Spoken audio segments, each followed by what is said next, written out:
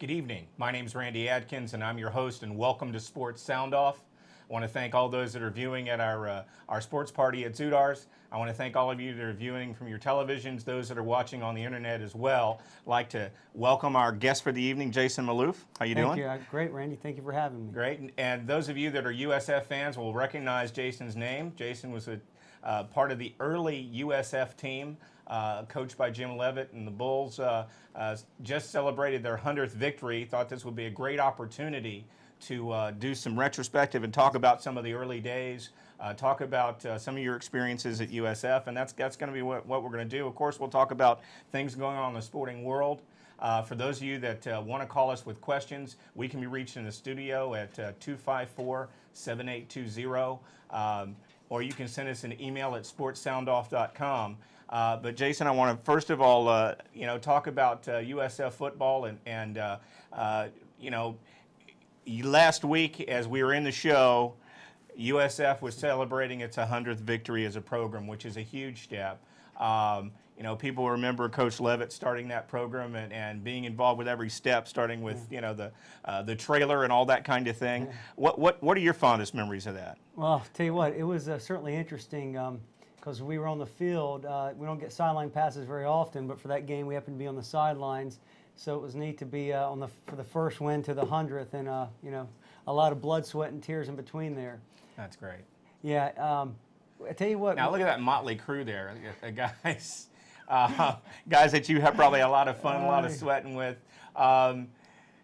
Who are some of the guys in that picture? Well, I'll tell you what, we got, of course, Marshall Smith, Jay Mize, Sean Hay, Otis Dixon. I believe we got Derek Basiglio in there, Joe Camaro, Trevor Hippolyte. Looks like Mark Wells in there. I believe R.J. Anderson's down there somewhere. We had a lot of the guys. Brandon Shirelli, it looks like, Nasser.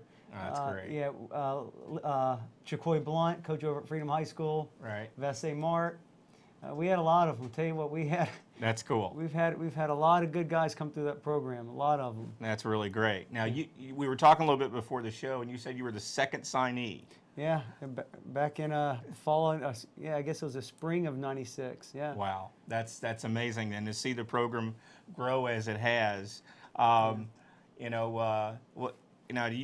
a Tampa product. Yeah. Essentially, came to high school here and played at Tampa Catholic, right? Yes, sir. Yeah.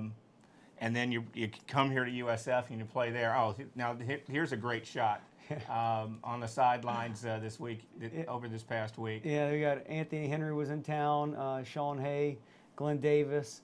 Of course, Anthony played in the NFL. Yeah, I was about to say, you got some NFL experience in that shot, so that's great. Yeah, and Glenn Davis, and then Jason Hunter, of course, he's played at University of Florida, but we had 4X Bulls in that shot. That's great. That's great. Now, we were talking about your experience with Coach Leavitt. What kind of a motivator was here? How did you feel when you're playing for him? Well, I tell you, you certainly never wanted to let him down. You don't want to come off the field if you made a mistake and see him on the sidelines. So kind of an intense guy, right? Yeah, I would say certainly fear drove a lot of that. We didn't want to let him down. Right. I didn't want to make a mistake. One of the games was pretty interesting. That the long snapper got hurt. I was a backup long snapper. Right. We were playing at Elon, which Elon at the time was had a very interesting field. We had a locker room that was very small, to say the least. I think we had outdoor showers. Oh, great facility. Yeah. So our deep snapper got hurt, and the loneliest position on the field has got to be the backup deep snapper. Right. So he gets hurt, and I just remember, the deep snapping coach. He comes up to me. Coach Fry is also the DN coach, tight end coach. He said, "All right, you're going in." So I said, man, so I went through about 75 snaps getting Tony Umholtz, our punter, warmed up on the sidelines. And yeah, I just, last thing I want to do is sail a punt over the punter's head. Yeah, that's all you need. That's what you want to be remembered for, is the guy that did that. Yeah, so I think all four of them are on the money, .68 on the time there. Right. It's pretty good. That's cool. What's your fondest memory? Well, certainly the first game, that was interesting. Georgia Southern in '98, we got beat by 1. We missed a 2-point conversion. That was a good Georgia Southern always had great football. I think they went on to win the national championship that year, and we got, tell you what, it was very disappointing because we came within 1 point, went for 2-point conversion to win that game. We didn't win the game. And then they left, I think at the time, the top 16 teams made the playoffs in 1AA. At the time, it was 1AA. Right. And we felt like we got let off the hook there. We go to the #1 team in the country. We literally should have beat them. There were some questionable calls, as always, with the second-year program playing against the #1 team in the country. Right. So that one hurt. I just remember that one. Of course, Liberty, Bill Gramatica hit a game-winning field goal. That was a good one. So, yeah, we had a lot. Yeah, it was funny. That was the thing that always got me. You had both Gramaticas kicking at the same time in Tampa at that time. That was just a lot of exciting stuff going on. That's just amazing to watch, For those that want to call and join our conversation, you got a question for Jason or a question for myself, it's 813-254-7820, or you can send me an email at sportssoundoff@aol.com. Now, we were talking about Coach Levitt a little bit beforehand and your experiences. Yeah. What's the best thing you learned from him as a player in terms of that can apply to your life now? Well, I mean, hard work. I mean, I'll tell you, and I tell Jim this all the time, that I don't think anybody over the last, if you're going to take the 16 years or so, 15, 16 years he was at USF, I don't think anybody, and I'll say this, probably the world, logged as many hours as he did. Wow. The man was a tireless worker. In fact, I think it's pretty interesting. If you look now, the coaches we have that came through him, you got the offensive coordinator over at Michigan, Coach Wolford's a head coach at Youngstown State. Right. I believe Coach Canales just got the head coaching job some school in Texas. I don't remember the name. We got a call coming in. Let me see if we can get this. Go ahead. You're on Sports Sound Off. Thanks for your call. Hey, Randy. I love the show. Bill Ince calling from Clearwater. Hey, Bill. How are you? I'm doing well. I got a two-part question. Is that allowed? Sure. Go ahead. Well, everybody is familiar with the Cowboys being in need of a coach, unless it's been updated. That's my understanding.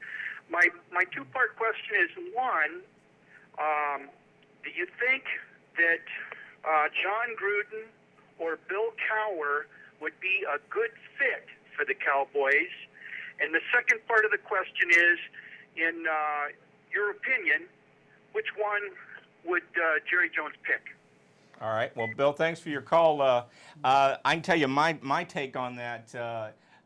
First of all, Jason Garrett has been named the interim head coach and had his first press conference this afternoon. And he told the press, "Whatever I told the team's none of your business." He's keeping it internal. He's trying to take a new scent. He's called the interim. I don't think he'll be the full-time coach. For me, I don't think Cowher is the kind of guy that wants to go to Dallas because he's going to have Jerry Jones looking over his shoulder. Yeah.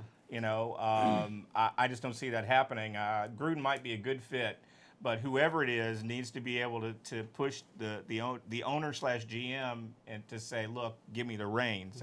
And I don't know if Jerry Jones is willing to do that. What do you think? Well, I'll tell you, if Gruden's the guy, Jason Garrett's a foregone conclusion. He's out of there because Gruden's not going to have him calling his plays. Oh, no. Gruden's got Gruden's got to call his and like you said, I can't see Cowher sitting there with Jerry Jones over his shoulder. Yeah. Of the two, I would have to say Gruden. Chucky's the guy that higher, and I think it'd be a pretty good fit for him. Yeah, should be really good. Heck, got another call coming in.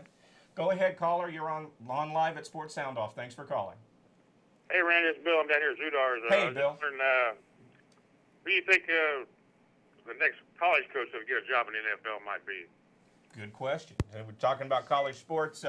Thanks for the call, Bill. You're a regular caller. We'll really appreciate your support. For me, I'm thinking Bob Stoops might be a guy that could be coming up next. He's won his national championship. Although any guy that takes a college job and goes to the pros, he goes to where the inmates run the asylum pretty much. I mean, it's a step down.